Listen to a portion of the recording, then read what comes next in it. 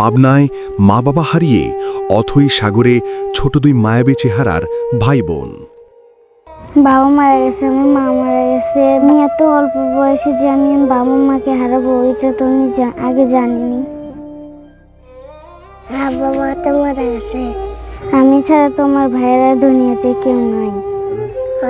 আমাকে খাবার খাওয়া দেয়, আমার আপু আমাকে স্কুলে নিয়ে দেয়। বাবা মারা গেছে 5 বছর, মা মারা গেছে 22 দিন।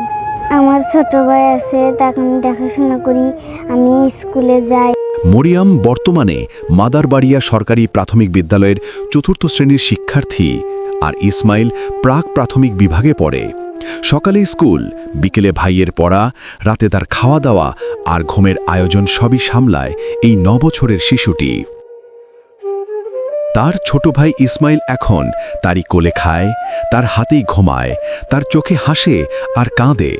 আর রাতে মরিয়ম ছোট ভাইয়ের খাওয়া দাওয়া, ঘুম সব দেখাশোনা করে।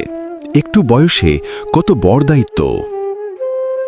বিদ্যালয়ের প্রধান শিক্ষক হুমায়ুন কবির জানান, ওদের বাবা 5 বছর আগে মারা যান। মা অত্যন্ত কষ্টে সন্তানদের মানুষ করছিলেন, কিন্তু 22 দিন আগে তিনিও স্ট্রোকে মারা গেলে 2 শিশু সম্পূর্ণ এতিম হয়ে পড়ে। তবু মরিয়ম সাহস হারায়নি, ছোট ভাইকে কোলে নিয়ে স্কুলে আসে, নিজের পড়াশোনা চালিয়ে যাচ্ছে।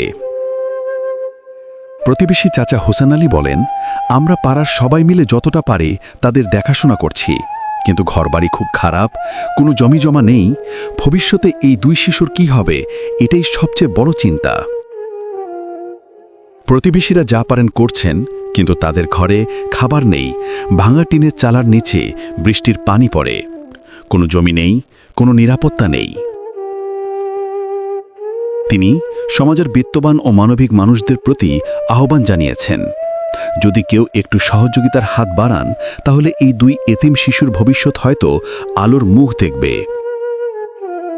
সিরাজগঞ্জের মামুন বিশ্বাস তাদের জন্য 2.5 লক্ষ টাকার ব্যবস্থা করেছেন।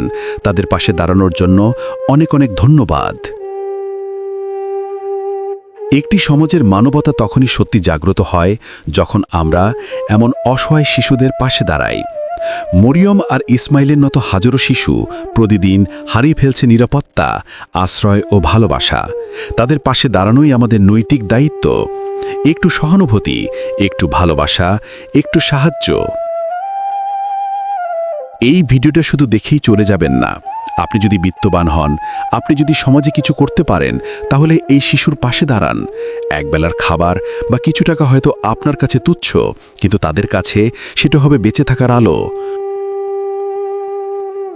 দয়া করে ভিডিওটা শেয়ার করার আহ্বান রইল।